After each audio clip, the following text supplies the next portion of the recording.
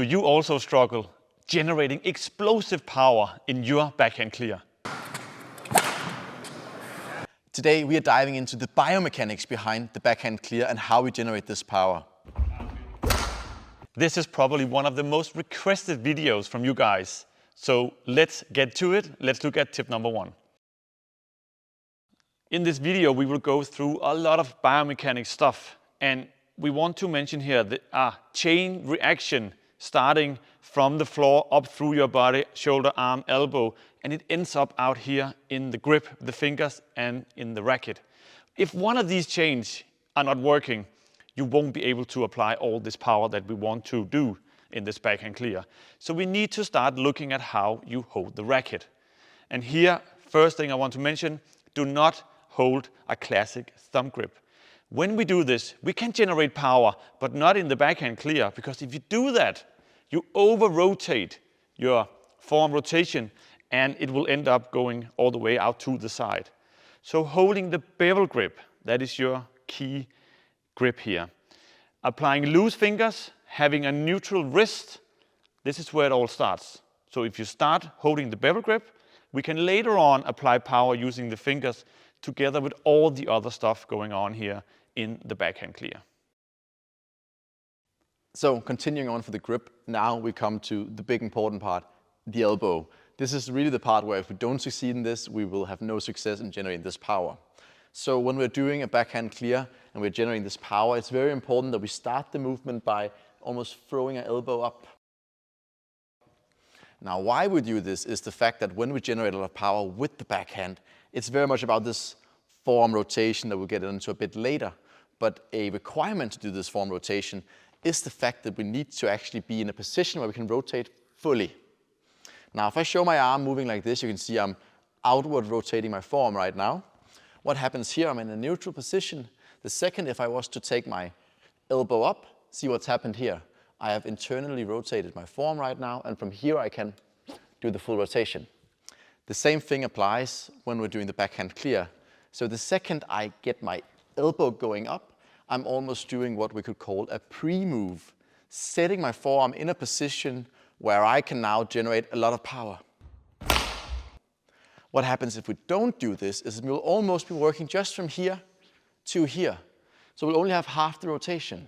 So it's very important to remember to start the movement from the elbow because it gives us this full rotation of our forearm and explosive power.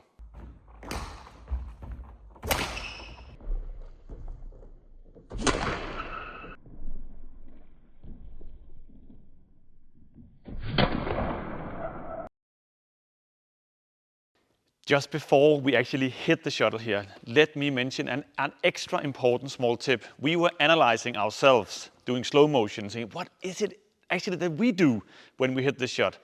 And there's this small thing about the shoulder. So kind of like continuing the elbow pre-move, the shoulder also kind of like pulls up towards the shot, giving you even more power using your upper body and also the shoulder before rotating and hitting the shot. So try to imagine that the shoulder is kind of like coming after the elbow. So elbow, shoulder, upper body, kind of moving, applying power, rotating around, and using that, we can apply even more power when we are under pressure down here in the backhand for the backhand clear. All right, now for this point we're calling rotation. Normally when we teach this, we talk a lot about the forearm rotation, and that is still, of course, a major part in this. But what we don't often talk about is the fact that we are also externally rotating our shoulder while hitting this shot.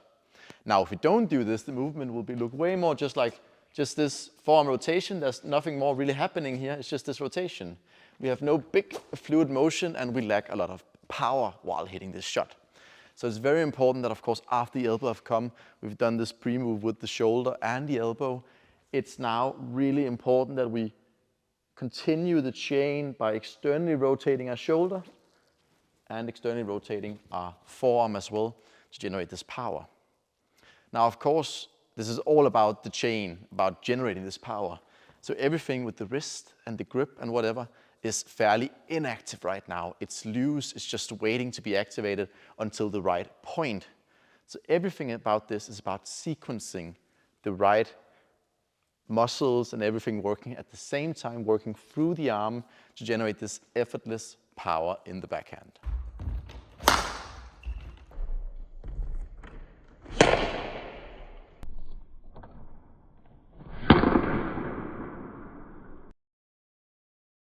All right, we're actually standing here together now because this point right now we've just spent 20 minutes talking on.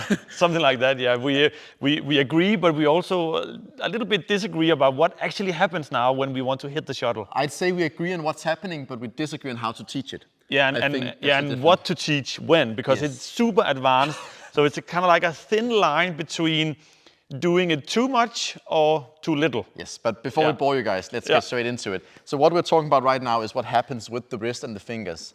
Now, just getting out of the way, just get the wrist part. We agree on this part, just quickly. We do the wrist part here, because now after all this we have done with all the chain we've been talking about, if the wrist is in this position, you won't be able to apply power. So the wrist is still in this neutral position also when we hit the shuttle. All right, we agree on that. We agree on this part. And then about the fingers and the grip here, let's hear. So basically what we're talking about is we do use the bevel grip. But what happens is when we come from a loose bevel grip and we then generate power with the finger, both Thomas and I, we rotate the grip by squeezing our fingers. Now mainly with the thumb and then the two stronger fingers here in the middle. So the second we hit it, we rotate it like this. Now the discussion we are having is the chicken and the egg. Yeah. So Thomas here, he thinks we should just tell people to rotate the grip, but I kind of feel like the rotation of the grip comes as a consequence of having a loose bevel grip that we then squeeze. Yeah, we more or less end up in the same way here. I was talking about a new term here, like a directional thumb grip. Yeah. Because if we go for a classic thumb grip, we talked about that in the beginning, it would be too much. But if you only put pressure on the bevel, we won't have the power from the thumb. So ending up like this, if I go up, you can see this is a directional thumb grip, so I still can apply power going that way into the backhand clear. Can you show from the thumb grip too here, like the movement that's happening with the fingers? Yes, the thumb grip is this one. Sorry, from the bevel grip to the directional. So bevel is here. So when I push, my fingers are rotating the grip together with the form rotation, of course, and then I end up with this directional thumb grip. Yeah. But I guess the really important part to take with here is if we are too tight in our grip. Now we can compare this to also backhand, like shots from the backcourt, forehand shots. If we are too tight in the basic grip, we don't fall into the palm of our hand to generate this explosive power. Exactly. The same thing applies here, that once we are loose enough in our bevel grip, now when we apply finger power with the wrist, there is actually a Nice. All right, so apparently we haven't paid the electrical bill. Lights back on now. So what I was coming from was the fact that as long as we have a loose grip with the bevel grip, then once we squeeze, some rotation happens. And this is a huge part about generating this very, very much explosive power that happens when hitting this backhand shot. Yeah, the same happens with your forearm, your shoulder, and your upper body. If you are too tightened up too early, you won't be able to generate the power. Yeah. So it's connected. It's definitely connected. Yes. But I think now after a small talk here, it's getting on to the next point. Let's do it. Adding a small tactical element into this biomechanics video, that is, in different situations down here, how much time do we have? Are we under pressure?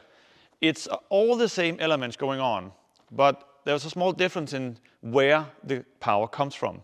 The first one would be where you have more time. Here in this situation, you apply more swing. So imagine a forehand clear where you just swing through the shuttle. It's the same. Goes here where you rotate more in your arm, in your full body, and use the swing power. The second part would be a more explosive movement where it comes more like a kickback movement when we are more under pressure, maybe a little bit further down into the corner, applying this explosive power. Let's see the difference between these two, and then it's up to you to choose what to use in different situations on court.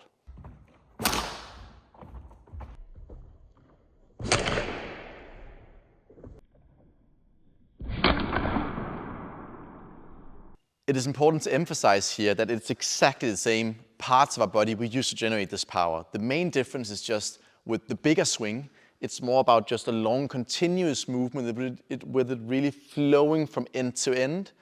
And on this more kickback moving centered part, it's more like a stick smash. So it's this more explosive part where we use the wrist and the fingers and the small form rotation in the end way more, and maybe a bit less of this shoulder movement and this large rotation of the upper body. But it's all the same components working to generate the shots. It's just very much situationally dependent on when we have the luxury to do this bigger and more concurrent swing, and when we are forced to do this faster, more snappy one.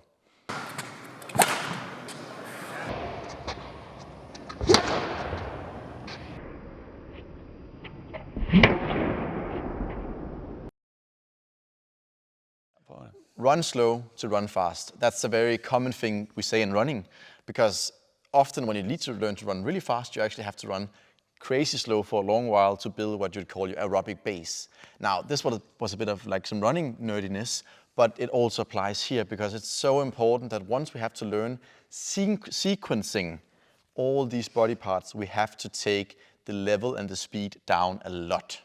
Yeah, because what we often see is that everybody wants to apply power and length and position, but we need to look at every single aspect of these biomechanic movements. They need to work together.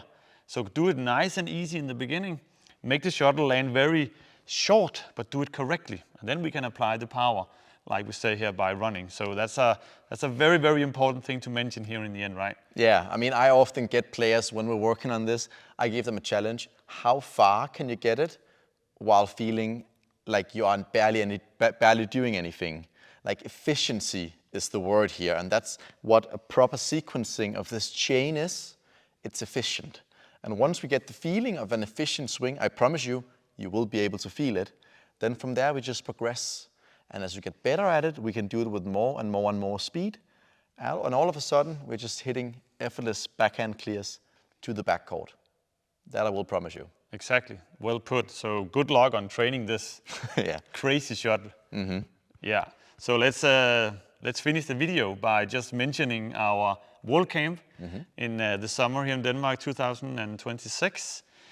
Go check that out on the link in the description. What else? We have our Badminton Play, our free product. Yeah, I mean, it's a new free product we just launched a little while ago. It's, as said, completely free. So if you're a coach, a player, or you know someone just getting into badminton, we have a product now that's the first 8 weeks of learning badminton. Yeah.